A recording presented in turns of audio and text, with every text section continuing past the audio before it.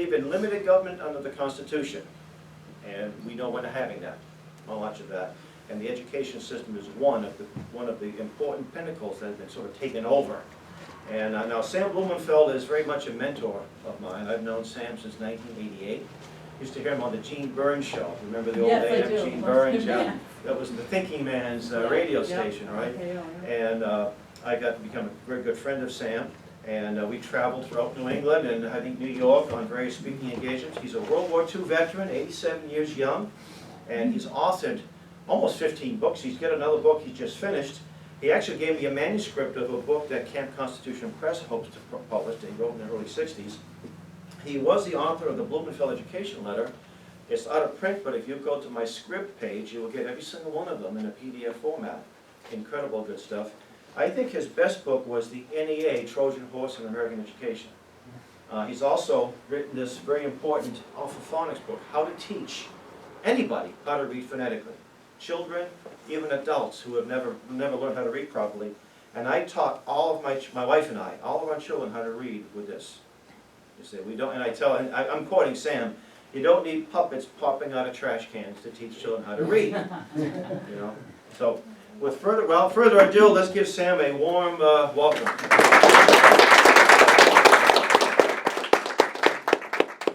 hope you won't mind if I sit down. At 87, you're allowed to. You have aches and creeps, you know. Sort of thing. But the good thing about being as old as I am and still alive is that I know how things were back in the old days. For example, when I was going to school back in New York City, in the first grade in the New York public schools, I was taught to read with phonics. Everybody learned to read. There was no such thing as reading disability, no such thing as dyslexia, no such thing as ADD, no such thing as ADHD. You know, and incidentally, we not only were taught to read phonetically, but we were taught to write cursively. You know cursive writing, the difference between manuscript and cursive? And we were told how to hold a pen. Today, people hold a pen like this, like a fist, you know. And that's very bad for the fingers. You can't write very much in that way.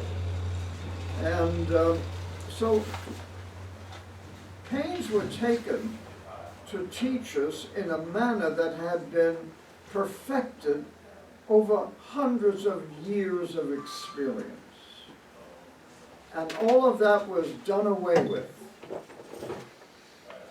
by the progressives, the so-called progressives. And everything that's in the schools today is there deliberately. Nothing in public education today happens accidentally. Nothing. And if they tell you that the reason why they're having problems in the schools is because there's not enough money, that's one of the biggest lies that's being told to the American public. Because all they want to do is to milk you to continue to pay for failure. Now, as I said, nothing happens accidentally. It's deliberate.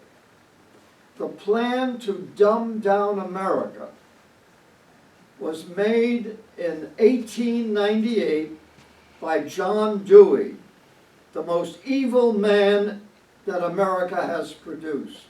Now, he's considered a god among the liberals, but he was evil. You know why?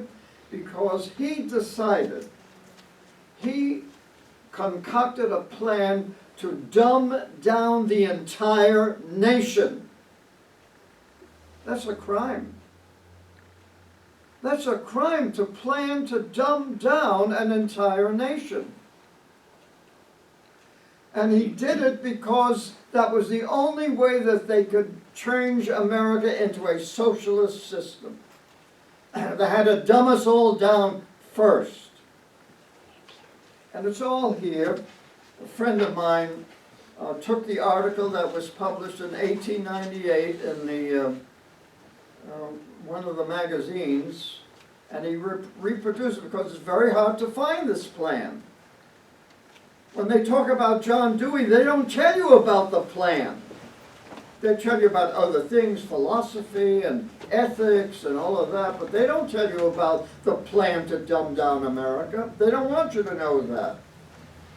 As a matter of fact, what is the heart of the plan? How do you dumb down a nation?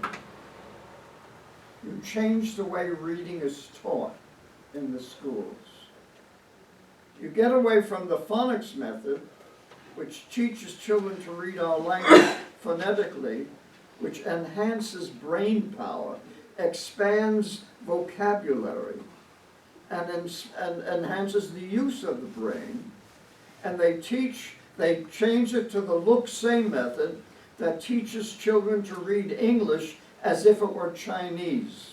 They have to memorize little words. They have to memorize the words. They call that a sight vocabulary.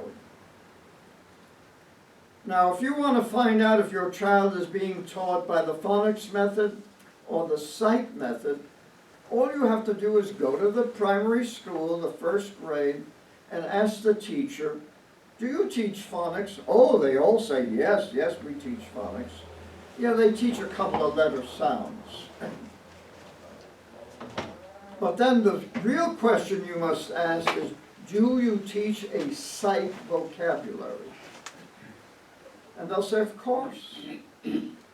We give the children lists of words that they have to memorize before they even know the sounds of the letters. And do you know what that does? That creates a sight reflex, a picture reflex in the brain, and that becomes an obstacle to seeing the phonetic structure of our words. And that reflex, because it's automatic, and creates this obstacle against seeing the phonetic structure of our words, creates dyslexia. Dyslexia. And I can prove it to you very simply. Let me first read you a few lines from a speech I gave recently. I wrote, the planned deliberate dumbing down of America was started in 1898 by socialist John Dewey with his attack on the primary school's emphasis on teaching children to read. This emphasis sustained the capitalistic, individualistic system, and it produced high literacy whereby the average American could read anything and think for himself. That's the way it was back in those days. You could think for yourself. Dewey wrote in an essay entitled The Primary School Fetish, this is it, quote, the plea for the predominance of learning to read in early school life because of the great importance attaching to literacy seems to me a perversion. How do you like that? It's a perversion, this emphasis on literacy. He goes on, no one can clearly set before himself the vivacity and persistency of the child's motor instincts at this period, and then call to mind the continued grind of reading and writing without feeling that the justification of our present curriculum is psychologically impossible.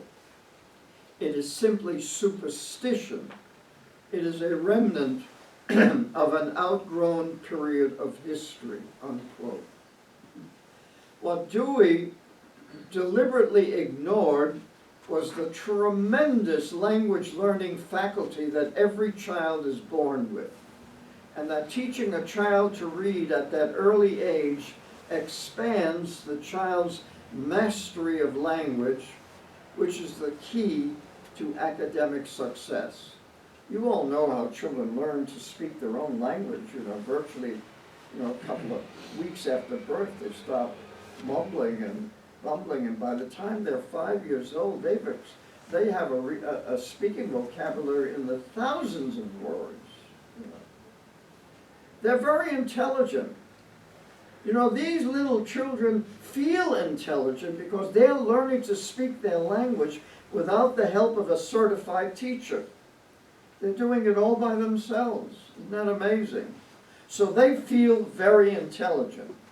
But then when they get into a public school and they're taught to read by the look-say method, and they can't learn to read that way, they begin to feel stupid. They begin to feel that they have a learning disability. They don't have a learning disability. It's the teacher who has a teaching disability. Anyway, a different way of teaching reading had to be developed that would lower the literacy level of the American people. Dewey and his socialist colleagues were determined to change individualistic America into a collectivist society. Dewey got his egalitarian utopian ideas from Edward Bellamy's book, a novel, Looking Backward, a fantasy of a socialist America in the year 2000. The book is still being read today in American universities. Dewey's plan required that a new educational curriculum should be developed and tested in private experimental schools before being put in the public schools. He wrote, quote, "After such schools have worked out carefully and definitely the subject matter of a new curriculum, finding the right place for language studies and placing them in their right perspective, the problems of the more general educational reform will be immensely simplified and facilitated." Now, all of this was being planned by a self-appointed group of socialists who call themselves progressives. They knew that what they were doing was subversive and treasonous. Indeed, Dewey wrote, and this is in the essay he wrote, he said, "Change must come gradually. To force it unduly would compromise its final success by favoring a violent reaction."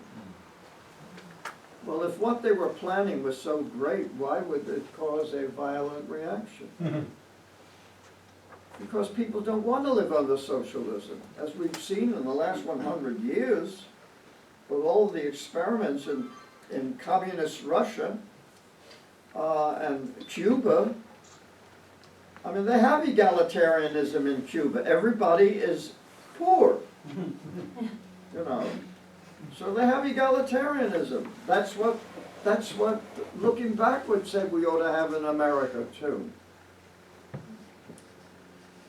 And if the changes were so beneficial to American children and society, why would they favor a violent reaction? Obviously, the dumbing down plan would have to be imposed by stealth, deceit, and lies. You see, you have been lied to by the educators since they began this project. The progressives have lied to you, and they will continue to lie to you today, tomorrow, and until they are eliminated, gotten rid of. Now, and that is why no progressive educator can be trusted. They have been told to lie in order to bring about their socialist scheme in our schools. Did they know that their new teaching methods would create reading disability and dyslexia? They found out pretty early at the expense of 4 of the richest boys in America. Believe it or not, John D. Rockefeller Jr. was a great admirer of John Dewey, and he put his 4 sons, Nelson, David, Lawrence, and Winthrop, in the Lincoln School, one of the experimental schools called for by Dewey. Rockefeller donated over $3 million, which is worth God knows how many today. This is in 1920 dollars. He donated $3 million to the Lincoln School. The result? All 4 boys became dyslexic. But of course that didn't stop the progressives from implementing their plan. So they saw that it created dyslexia. And that's what they wanted. They said, this is perfect. We're producing, even the richest boys in America can't read now. Incidentally, when Nelson was governor of New York, he wrote in the Reading Teacher of March 1972, quote, I appreciate the opportunity to make some observations on the importance of reading, for I am a prime example of one who has had to struggle with the handicap of being a poor reader while serving in public office. Can you imagine that? A functional illiterate is governor of the state of New York. And he could have been president, too. He writes, on many occasions upon confronting an audience, I have elected to announce that I have thrown away my speech in favor of giving the audience the benefit of my spontaneous thoughts. And usually I have added, besides, I went to a progressive school and don't read very well anyhow. So he knew that the school that causes dyslexia. This, of course, this is him speaking. He says, this, of course, is a trial to my very able speechwriter, as well as a libel upon all the devoted teachers and professors who saw me through the years of my formal education. You see, he's not capable of criticizing these teachers who turned him into a dyslexic. You see, he can't do that. Because if he did that, that would make headlines. He goes on, he says, it is also usually a rather popular device to communicate with the audience on a much more intimate basis, but the truth is that it serves primarily to cover the fact that I really wish I could do a better job of reading a speech or other public statement. Millions of American illiterates do the same thing every day in America. They do everything in their power to hide their illiteracy. And they're very clever. They devise all sorts of names. I know of one illiterate who used to carry a newspaper under his arm all the time to give the impression that he could read. And that was his statement. Well, as you know, Nelson Rockefeller was vice president under Ford. In other words, a functional illiterate was a heartbeat from becoming president.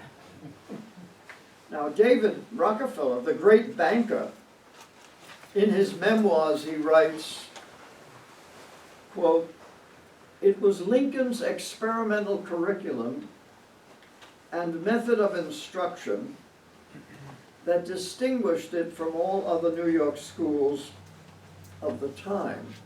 Father was an ardent and generous supporter of John Dewey's educational methods and school reform efforts.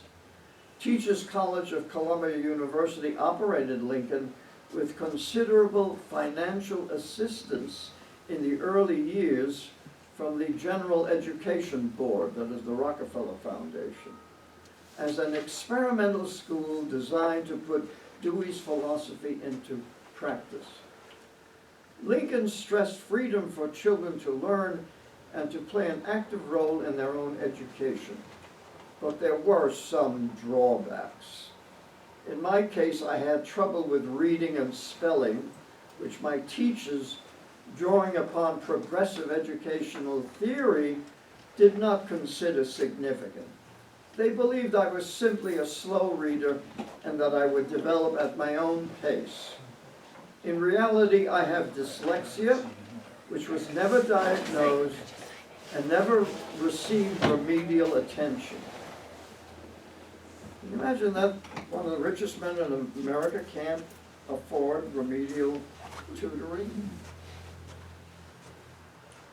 As a result, my reading ability as well as my proficiency in spelling improved only marginally as I grew older.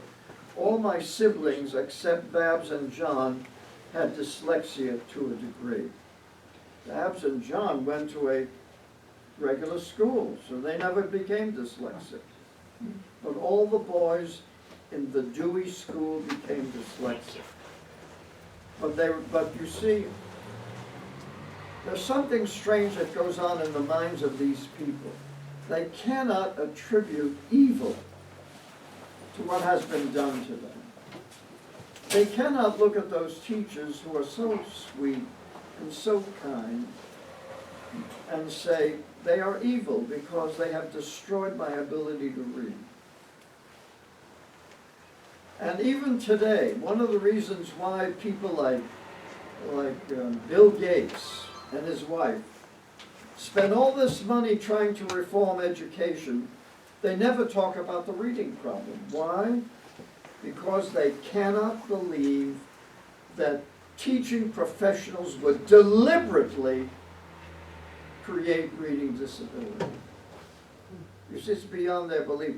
In other words, it's easier to believe a credible lie than an incredible truth. It's simply incredible to believe that the entire education system is devoted to destroying the brain power of the American people. They can't believe it. So they assume that there's something wrong with the kids. It's the kids' fault. They're not smart enough, they're not brought up well enough, maybe the parents are not raising them well enough. It's the kids' fault.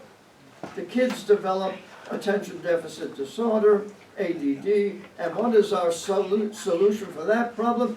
Drug the little bastards. Drug them. Oh, he's good.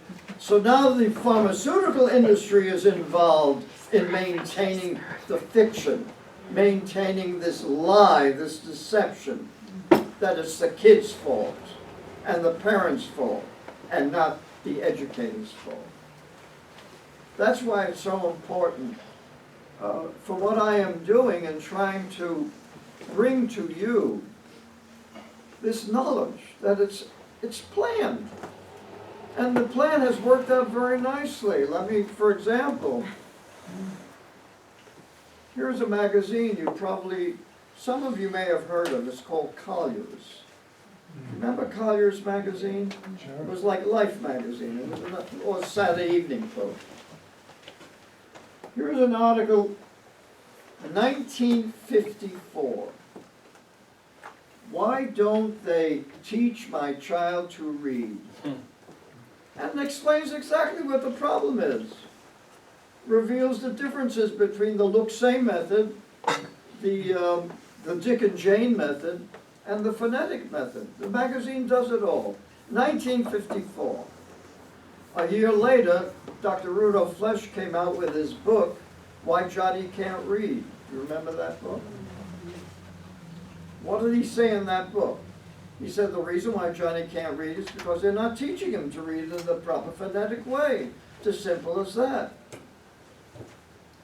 In other words, if we want to cure America's educational problems overnight, all they would have to do is get my book and teach every kindergarten, first grader to read without the phonics.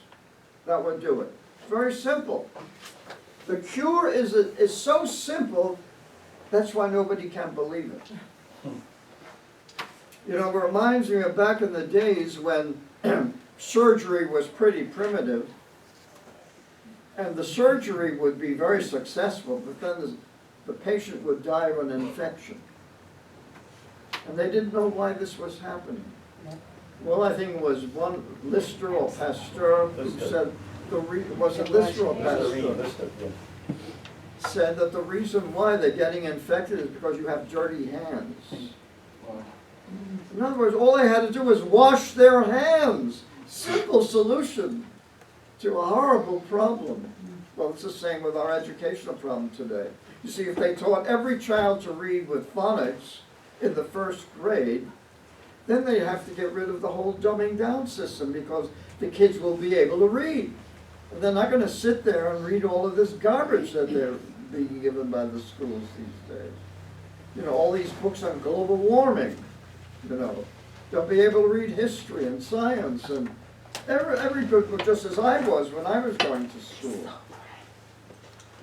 You know, when I learned to read, I haunted the library. My parents were immigrants from Poland. They had no education. There was no library at our home. You know, no book reading. My mother was illiterate, so I found the world in the public library. So literacy opens you up to the world. But now they have this Common Core business. And the purpose of Common Core is to train children for the workforce. For the workforce. They talk nothing about the reading problem. They know we have a reading problem, but of course they know that it's the fault of the kids, you know. And they know that the solution is Ritalin or Adderall or something like that. So they all know that the system has to be reformed because the failure of the system is so obvious. This was published in 1954. U.S. News and World Report was talking about school reform in 1996. Dumb and Dumber. So everybody's talking about how dumbed down we are. And they all think it's because Americans are getting dumber. No, it's because the schools are making us dumber. And in fact,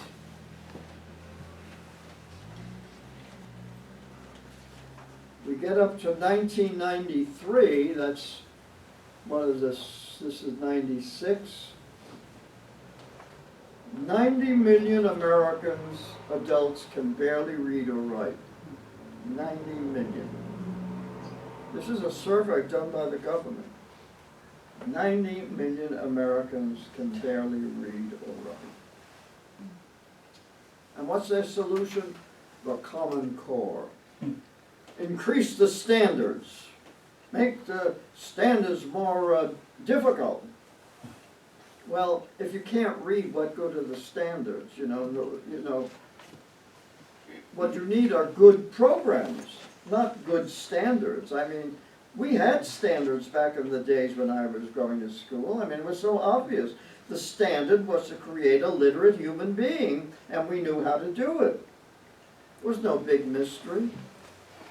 Last night I was watching something on TV about teaching.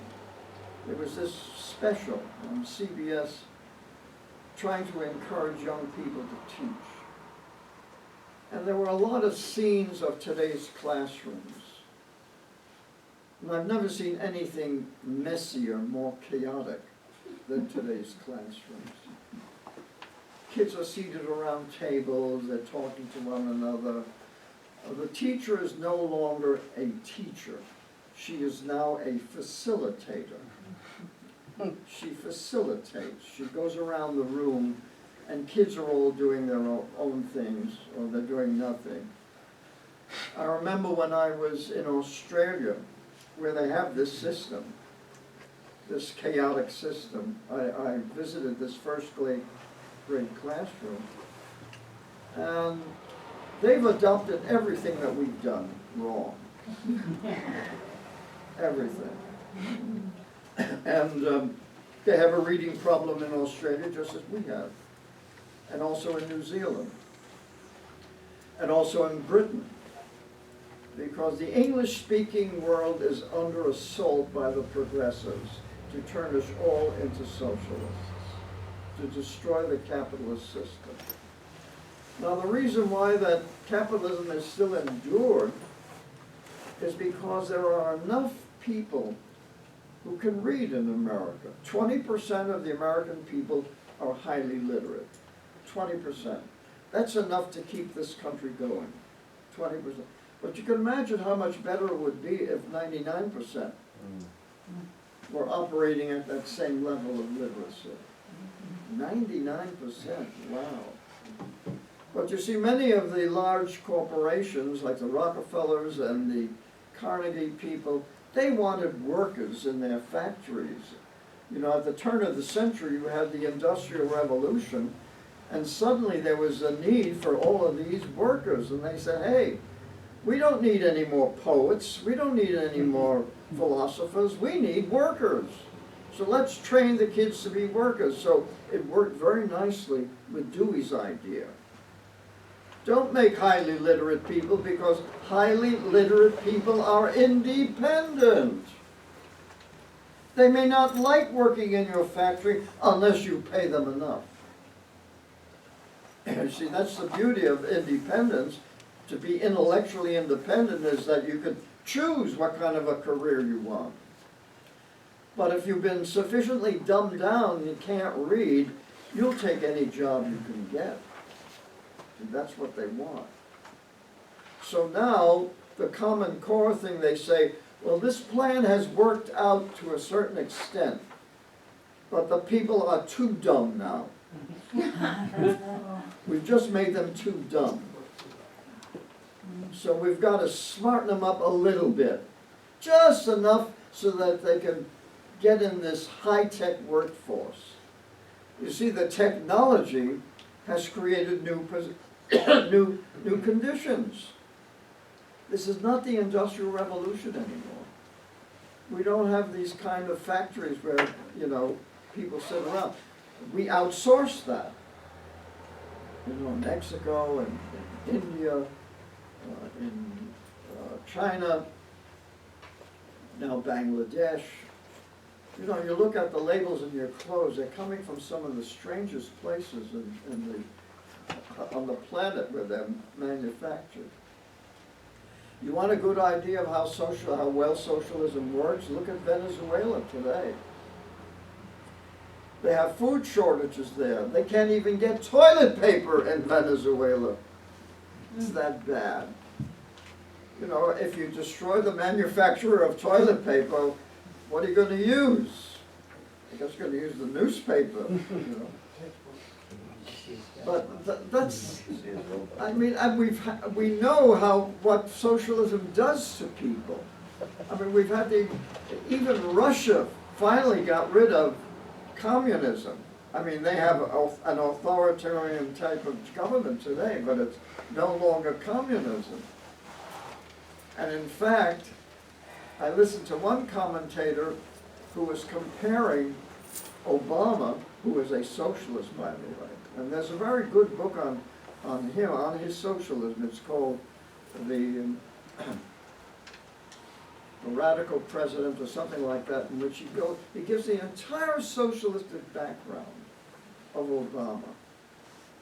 Obama's mother hated America. You know, and he got his hatred of this country from her. And when he and his wife took over, they wanted to continue changing America. Well, America had been so dumbed down that they elected them into office. And now so many people are on the federal dole. Even the Boston bombers were living off the taxpayer. From day one, the day they landed, to the day they finished bombing the marathon. And where is the security that we have? 9/11, we have this, what is it, the NSA, that's supposed to be monitoring everybody on Earth.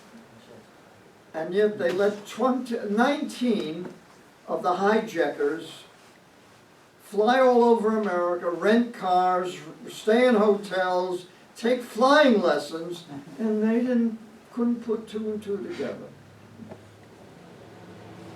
And I remember reading about one of the airline clerks at Logan Airport. When this guy came to his desk for his boarding pass, he looked at this guy and he said, "That's not good." But he dared not stop him, because they were afraid of being sued. So he got on board that plane, he killed not only everybody on the plane, but plowed into the Trade Center in New York and killed about 3,000 people. You know, the 4 hijacking planes. They got away with that. Can you imagine? This was a plan that was in operation for months and months, and these guys were traveling all over and taking flying lessons, and our country didn't have a clue. And then what about the bombers in Boston? You know, a year and a half before the bombings took place, there was a horrible murder in Waltham, the town where I live. 3 young men in their early 30s were killed. This occurred on the 10th anniversary of 9/11. They had their throats slit. It was in an apartment. They were all into marijuana. They had their throats slit, almost decapitated. $5,000 was thrown all over the place. Marijuana was thrown all over the place. And when the police, the bodies were discovered by one of the girlfriends, and she screamed when she saw this mess. And each body was in a different room, by the way, which showed that the persons who did it knew the people there and had access to the apartment. Well, it turned out that one of the men who was murdered was the best friend of the Boston bomber. The best friend. And our government had been warned about him by the Russians. The Russians warned us about that man. And it turns out that he was responsible for the murder of those 3 men in Waltham. Well, you know what the Waltham police said? Oh, this is a drug job. You know, this is just an